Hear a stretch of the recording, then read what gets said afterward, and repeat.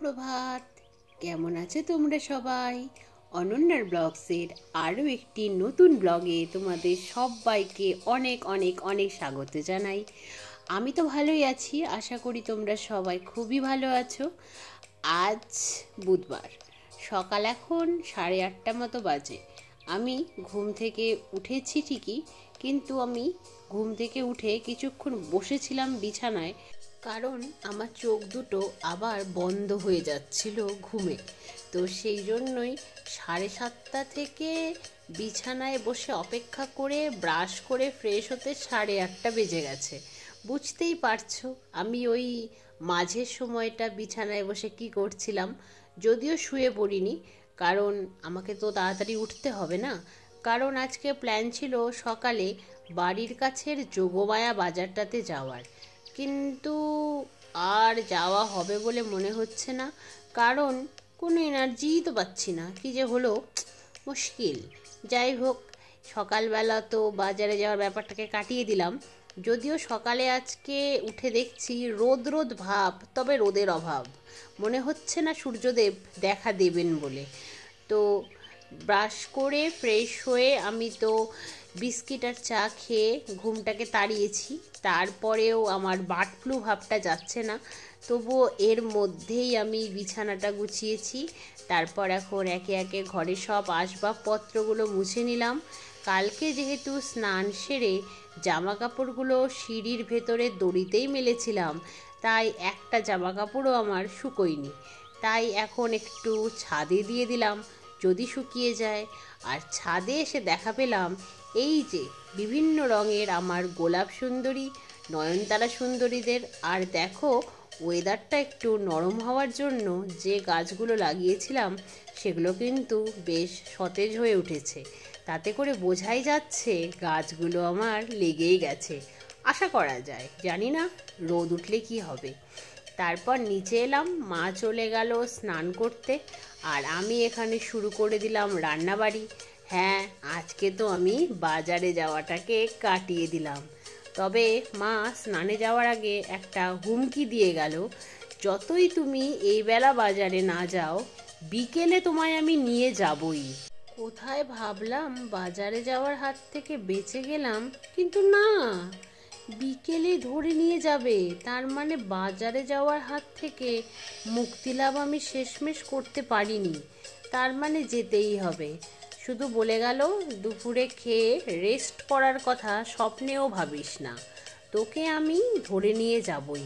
ও মা, তার মানে দুপুরেও একটু হালকা ন্যাপ নেওয়ারও সময় দেবে না? হায় ভগবান! যাই হোক, আর কি করা যাবে।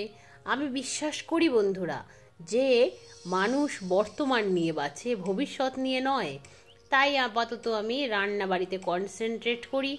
আজকে তো আবার মুড়ি ঘন্ট তৈরি হবে, সেটা একটা খুব আনন্দের বিষয়। আমি তো মুড়ি ঘন্ট খেতে ভীষণ ভালোবাসি।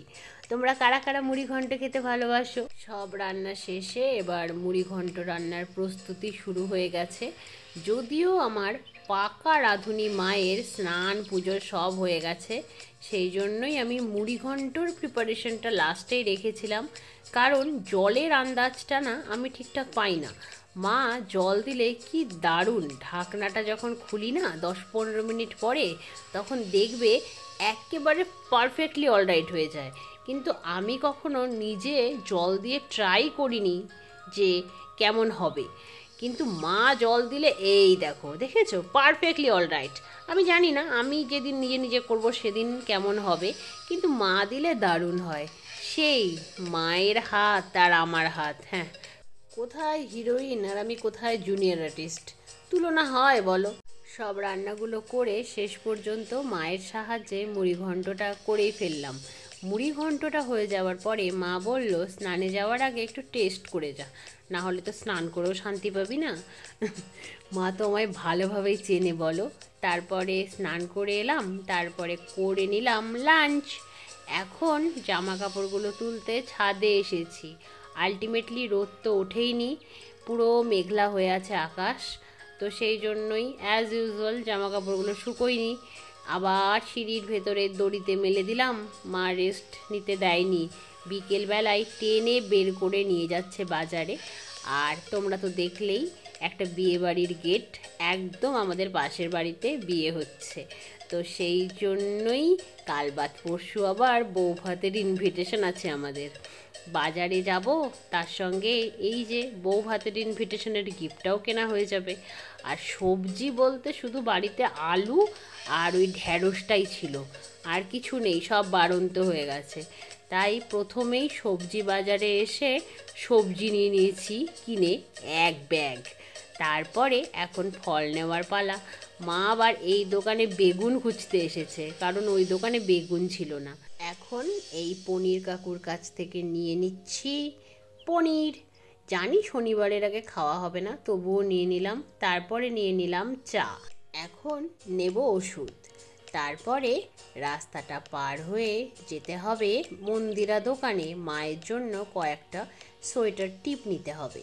সব নিয়ে এইবার চলে এসেছি গঙ্গাজল পুরকচাঁদে, বিএল আগরওয়ালা। এখান থেকেই তো জেনারেলি আমরা বাজার করি। তো এখান থেকে গিফট আইটেম দেখা হচ্ছে। শেষে নেওয়া হলো মায়ের স্লিভলেস ব্লাউজ। এইবার বাড়ির পথে। তাহলে আজ এই পর্যন্তই, আবার দেখা হবে খুব শিগগিরই অন্য একটা ব্লগে। সবাই খুব ভালো থেকো, সুস্থ থেকো, সাবধানে থেকো।